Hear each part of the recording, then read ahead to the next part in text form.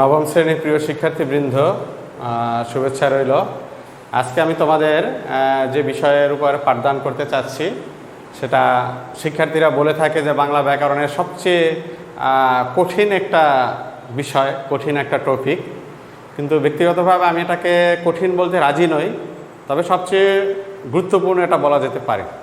বাংলা ব্যাকরণের সবচেয়ে গুরুত্বপূর্ণ একটি টপিক, সেটি হচ্ছে সমাস।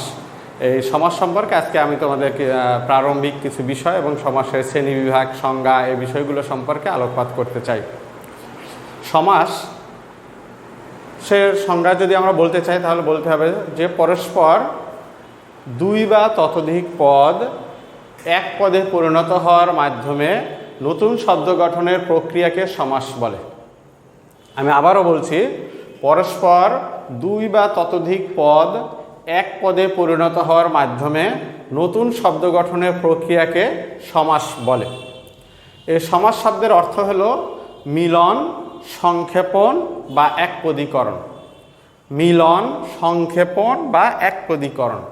মিলন মানে হলো দুই বা ততোধিক পদ মিলিত হবে, আর সংক্ষেপণ মানে বড় একটা বাক্য সংক্ষিপ্ত হবে, আর একপদীকরণ মানে হলো অনেকগুলো পদ এক পদে পরিণত হবে।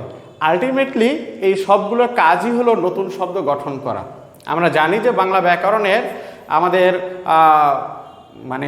বেশ কয়েকটা প্রক্রিয়া আছে যার মাধ্যমে আমরা নতুন শব্দ পাই। যেমন সমাসের সাহায্যে নতুন শব্দ পাই, সন্ধির সাহায্যে নতুন শব্দ পাই, প্রকৃতি প্রত্যয়ের সাহায্যে নতুন শব্দ পাই, তার উপসর্গের সাহায্যে নতুন শব্দ পাই।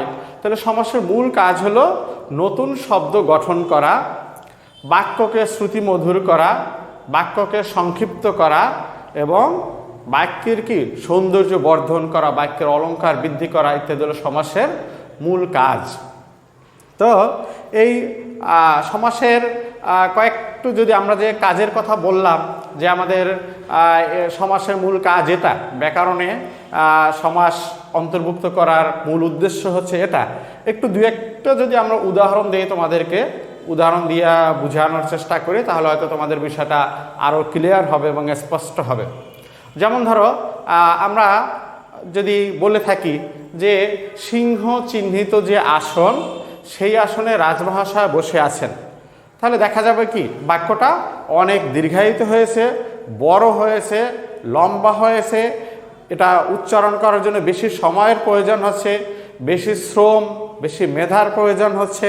কিন্তু আমরা যদি এটাকে বলি যে সিংহাসনে রাজমহাশয় বসে আছেন, তাহলে আমরা দেখতে পাবো যে বিষয়টা সংক্ষিপ্ত হয়েছে, শ্রুতিমধুর হয়েছে, প্রাঞ্জল হয়েছে, তারপরে সুন্দর হয়েছে এবং কম আয়সের মাধ্যমে, কম সময়ের মাধ্যমে, স্বল্প সময়ের মাধ্যমে আমরা আমাদের উদ্দেশ্যটা শ্রোতার কাছে, আমার বক্তব্যের বিষয়টা শ্রোতার কাছে সুন্দরভাবে উপস্থাপন করতে সক্ষম হয়েছে।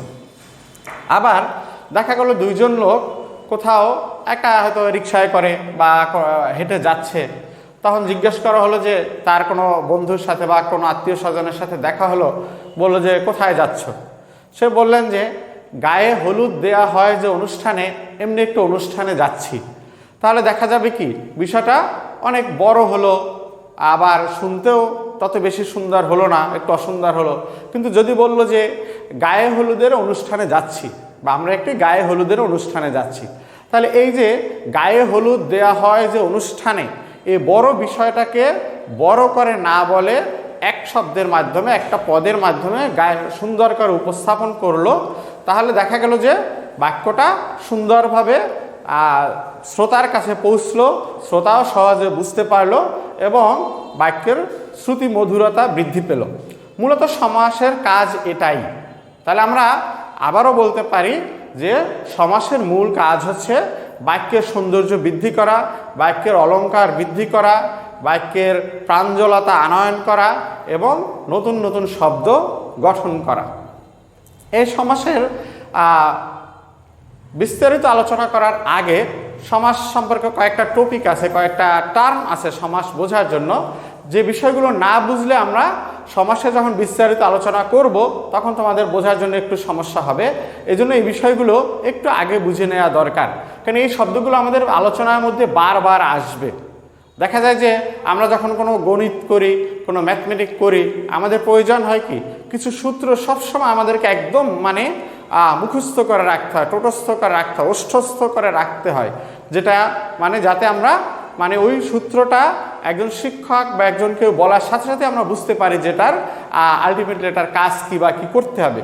ঠিক তদ্রূপ এই সমাসে কয়েকটা টার্ম আছে যেগুলো আমাদের সব সময় কি একদম ক্লিয়ার ধারণা থাকতে হবে। এটা আমরা যখন দ্বন্দ্ব সমাস পড়ব, দ্বিগু সমাস পড়ব অথবা অব্যয়ভাব সমাস, যে সমাসই পড়ি না কেন সবসময় এই টার্মগুলো বারবার আসবে। যেমন এক হলো সমস্ত পদ, আরেক হলো ব্যাস বাক্য, আর এক হলো সমসমান পদ, এছাড়া আছে পূর্বপদ এবং পরপদ। এই বিষয়গুলো আমাদের বারবার আসবে, বারবার বলতে হবে। তখন যদি আমরা যখন হয়তো বলা হবে যে ব্যাস বাক্যের বিভক্তি চিহ্ন লোপ পাবে, তৎপুরুষ সমাসে ব্যাস বাক্যে বিভক্তি চিহ্ন লোপ পায়, এরকম একটা কথা বললাম। কিন্তু যে শিক্ষার্থী ব্যাস বাক্য কি সেটাই জানে না বা তার জানা নাই, তাহলে সে কিন্তু এই লাইনটা পুরোপুরি অনুধাবন করতে পারবে না, হৃদয়ঙ্গম করতে পারবে না। কিন্তু সে যদি জানে যে আসলে ব্যাস বাক্য কী, তখনই সে লাইনটা সম্পর্কে ক্লিয়ার ধারণা পাবে এবং এখান থেকে তার শিক্ষণীয় বিষয়টাকে সে ধারণ করতে পারবে। এজন্য এই বিষয়গুলো একটু আমি প্রথমেই ক্লিয়ার করতে চাই। সমস্ত পদ, সমাস নিষ্পন্ন পদটিকে বলা হয় সমস্ত পদ। আমি আবারও বলছি, সমাস নিষ্পন্ন পদটিকে বলা হয় সমস্ত পদ।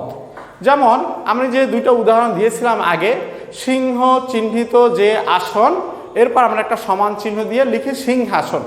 এখানে এই সিংহাসনটা হলো সমস্ত পদ। আবার গায়ে হলুদ দেয়া হয় যে অনুষ্ঠানে, যেমন আমি একটু লিখে দেখাই তোমাদেরকে, সংজ্ঞাটা আমি মুছে ফেলতেছি, এটা তোমাদের আগে আলোকপাত করা হয়েছে।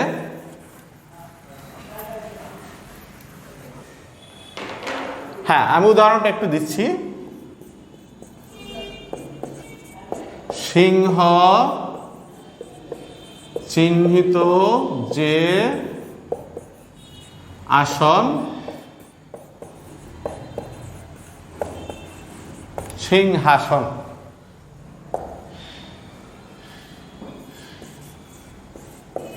গায়ে হলুদ দেয়া হয় যে অনুষ্ঠানে।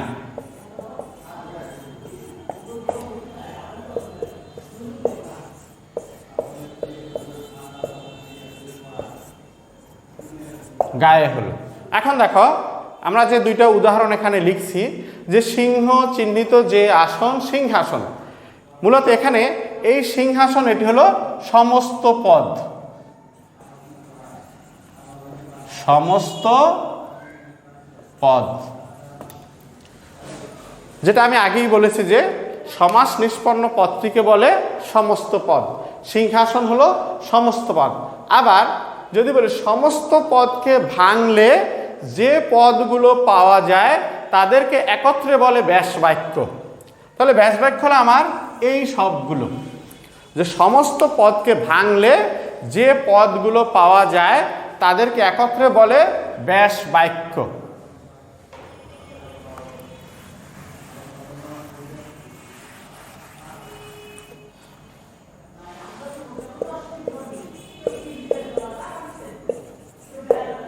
ব্যাস বাক্য।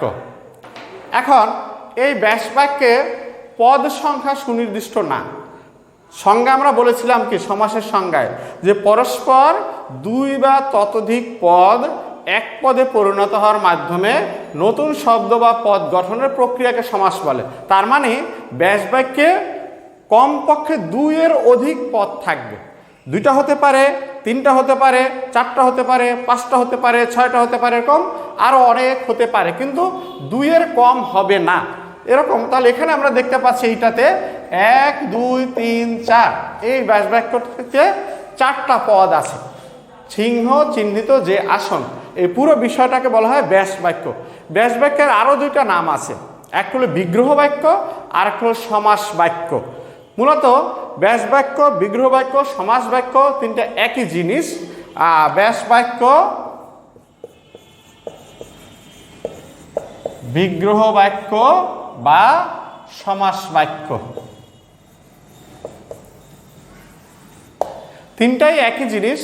তারপরে আমাদের তিনটা নামই জানা দরকার। এ কারণে দেখা গেল তুমি জানো যে এটাকে বলে ব্যাস বাক্য, কিন্তু পরীক্ষায় আসলো যে বিগ্রহ বাক্য কোনটি বা সমাস বাক্য কোনটি, কিন্তু তুমি যদি এর বিকল্প নামটা, এর সমার্থক শব্দটা যদি না জানা থাকে, তাহলে অনেক সময় দেখা যায় যে প্রশ্ন বুঝতে শিক্ষার্থীরা ভুল করে ফেলে।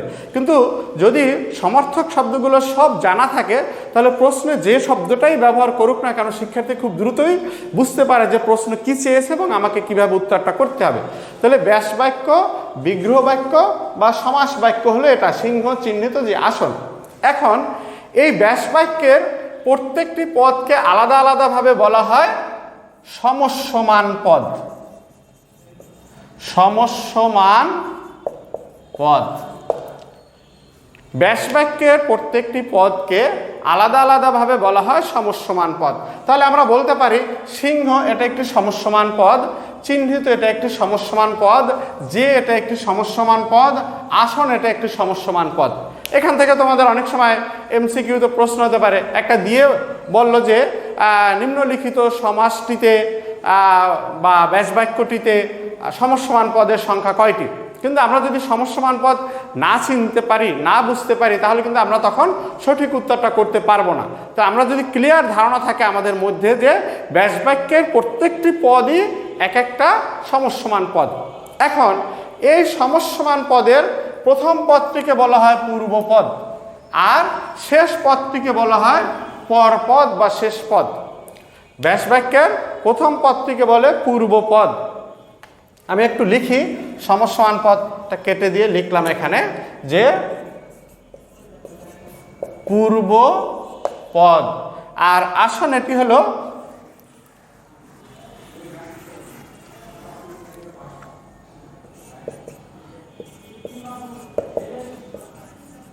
পরপদ। হ্যাঁ, তাহলে ব্যাস বাক্যের প্রথম পদটিকে বলে পূর্বপদ, শেষের পদটিকে বলে পরপদ। আবার পূর্ব পদটিকে অনেক সময় মানে পরবর্তী পদটিকে অনেক সময় উত্তর পদও বলে, আর পূর্বপদ মানে তো আমরা জানি যে আগের পদ। পূর্ব সবসময় আমরা জানি যে পূর্বে মানে আগে। তাহলে প্রথমে বা আগে যে পদটা সেটা হলো পূর্বপদ, আর শেষের পদটাকে হলো পরপদ বা উত্তর পদ। এখন আমরা মোটামুটি সমাস বিস্তারিত আলোচনা করার জন্য আমাদের যে প্রাথমিক যে নলেজটুকু থাকা দরকার, যে জ্ঞানটুকু দরকার সমাজ বোঝার জন্য, সেটা আমরা মোটামুটি আলোচনা করার চেষ্টা করেছি। এখন আমরা সমাসের শ্রেণী বিভাগ সম্পর্কে একটু আলোচনা করব তোমাদের সাথে। সেটা হলো সমাস প্রধানত 6 প্রকার। 6 প্রকার হলো দ্বন্দ্ব, দ্বিগু, তৎপুরুষ, অব্যয়ীভাব, কর্মধারা এবং বহুব্রীহি। আমি এই 6 প্রকার একটু সিরিয়াল লিখছি তোমাদের বোঝার সুবিধার জন্য।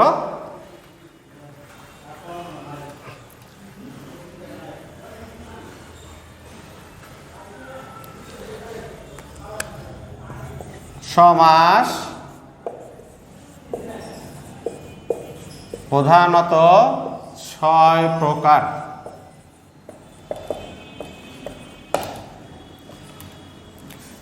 এক,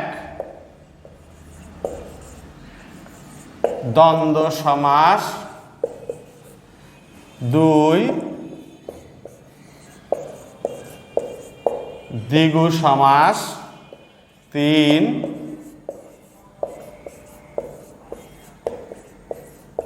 তৎপুরুষ সমাস। 4,